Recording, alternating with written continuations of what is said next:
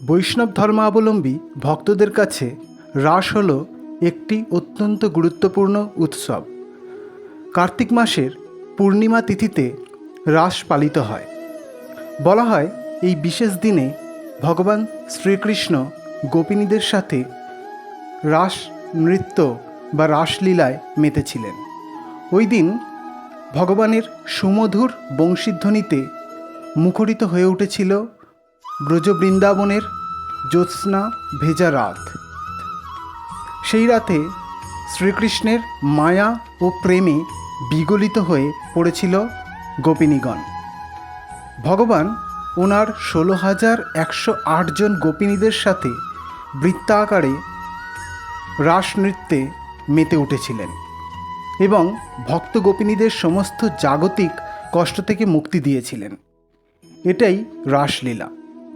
এটি একটি সামান্য ঘটনা বা নৃত্য নয়, এর পেছনে আছে ভক্ত ও ভগবানের এক ঐশ্বরিক লীলা ও তাৎপর্য। আজ আমরা এই রাসলীলার সম্পর্কে ও তার পেছনে থাকা গভীর ব্যাখ্যা জেনে নেবার চেষ্টা করব, শুধুমাত্র সনাতনী ভাবনায়। শুনতে থাকুন।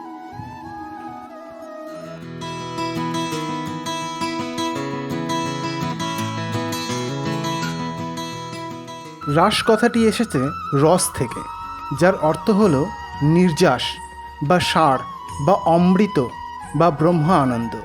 অনেক স্থানে রাসের অর্থ শব্দ বা শব্দব্রহ্মকেও বোঝানো হয়।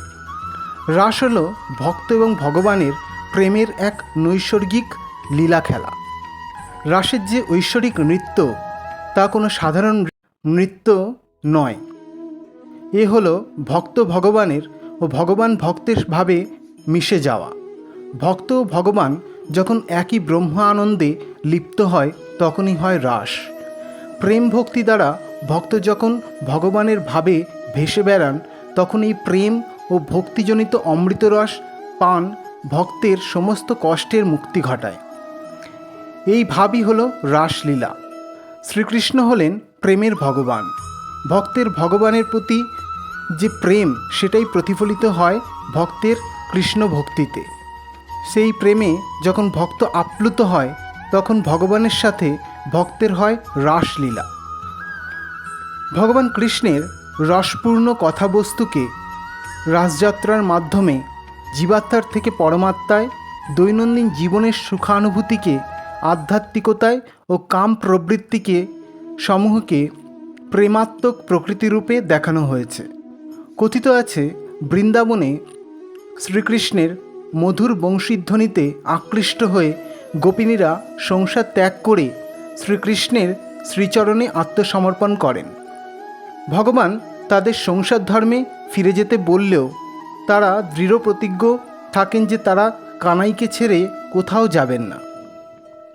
তাদের মনে অহংকার জন্ম নেয় যে শ্রীকৃষ্ণ শুধুমাত্র তাদের, আর কারোর নয়। কিন্তু ভগবান তো কারোর একার নয়, উনি তো সবার। তখন ভগবান রাধারানীকে নিয়ে ওনাদের মাঝখান থেকে অন্তর্ধান হন এবং গোপিনীরা নিজেদের ভুল বুঝতে পেরে শ্রীকৃষ্ণকে স্তুতি দ্বারা ফিরিয়ে আনেন। তখন ভক্তবাঞ্ছা কল্পতরু ভগবান ওনাদের সাথে রাস পূর্ণিমার দিন রাসলীলা করেন এবং গোপিনীদের সমস্ত জাগতিক কষ্ট থেকে মুক্তি দেন। সেই দিন ছিল কার্তিক পূর্ণিমার দিন। তখন থেকেই পালিত হয় রাস উৎসব। এই দিন পরমাত্মা শ্রীকৃষ্ণের পূজা পাঠ জপ করলে উনি প্রসন্ন হন এবং ভক্তের সমস্ত মনোবাসনা পূর্ণ করেন। রাস হল জীবাত্মার সাথে পরমাত্মার মিলন উৎসব। সেই মিলনে উদ্ভূত পরম আনন্দ হল রাস। পদ্মপুরাণে শরৎকাল এবং বসন্তকাল এই দুই সময় দুবার রাসের উল্লেখ পাওয়া যায়। ব্রহ্মবৈবর্ত পুরাণে ব্রহ্মখণ্ডে ৫ম অধ্যায়ে বসন্তকালের রাস বর্ণনা করে।